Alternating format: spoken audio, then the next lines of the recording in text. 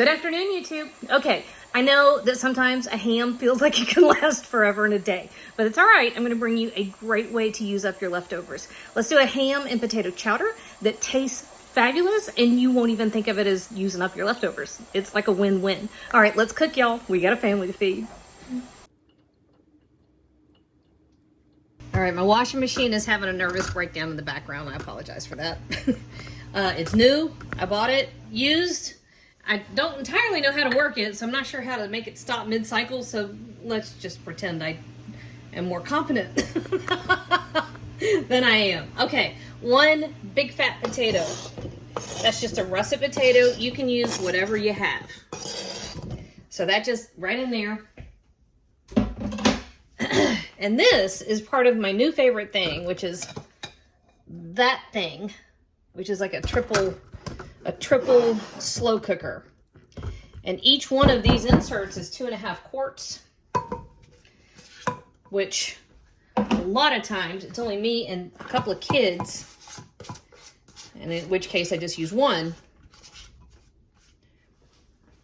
Sometimes I use more than that, but you know. Okay, oh, that was half of an onion. Normally I use a whole onion, but the onions I've gotten recently are huge. So that was 2 cups of ham, a potato, half an onion, 2 ribs of celery, a can of corn that I drained, about 4 minced cloves of garlic. That is a teaspoon of dried thyme, teaspoon of black pepper, half a teaspoon of red pepper flake, and a teaspoon of salt. And I'm gonna find something to stir with. Now you can set this on the low setting on a slow cooker and let it go all day. So if you're leaving to go to work or whatever, you can set this up ahead of time. That is about 1.75 cups of chicken broth, and then I just rounded out 2.25 cups. Instead of opening another thing of chicken broth, I just used a little bit of milk. And I will use a little more milk once this is done. We're gonna add a couple more things to give it that chowdery, thick, luscious consistency. All right, but for right now, this is it. Okay, I am going to do mine while I'm piddling around the house doing some other things. So mine's gonna go on high for about 4 hours. Maybe not even quite that. Probably at about 3 hours, I'll test and see if the potatoes are done. In the meantime, I'm just gonna go do my own thing. Probably watch trashy TV. Our chowder has been going for about 3.5 hours, and it's bubbling. I'm not gonna lift the lid until the last minute. We're gonna add our our milk and flour. This is gonna be our thickener. So I've got about 1/3 cup of flour, and I'm stirring it into the milk while the milk is cold.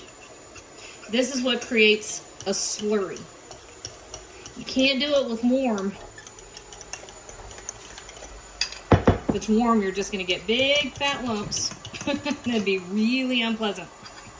I've also got a little bit of bacon on the stove behind me. And you're just making sure that you get that really well mixed. And then here is our pot, okay? So we're just gonna stir this in.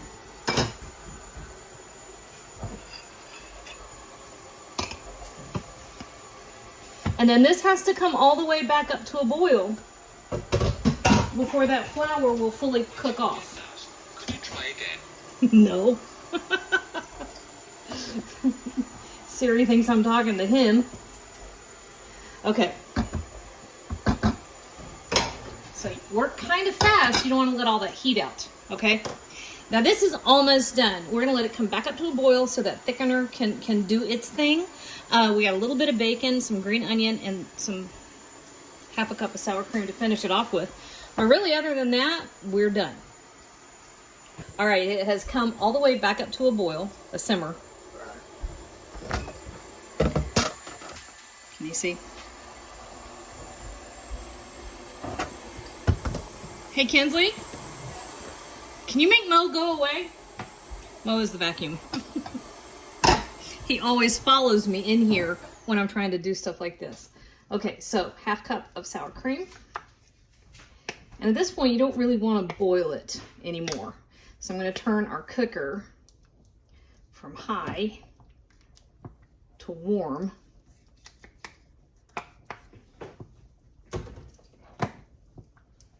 Make sure that that sour cream is stirred all the way in. And don't skip the sour cream. It really, y'all are just looking at the back of my arm, aren't you? It really makes a big difference. All right, I'm gonna give it 2 minutes, let that warm all the way through. Then we're gonna eat it. All right, our chowder is ready. And it's hot as blue blazes. Okay, so here we go.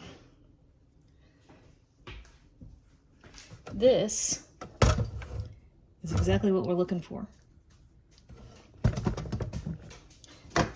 It thickened up beautifully, and we've heated up that sour cream. And this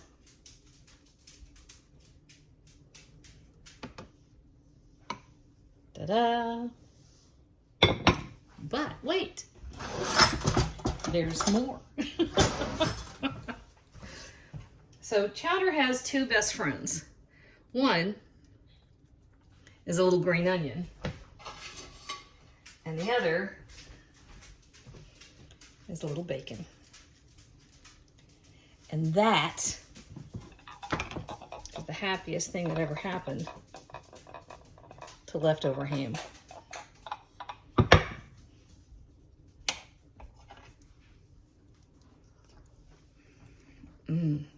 Oh yeah, y'all.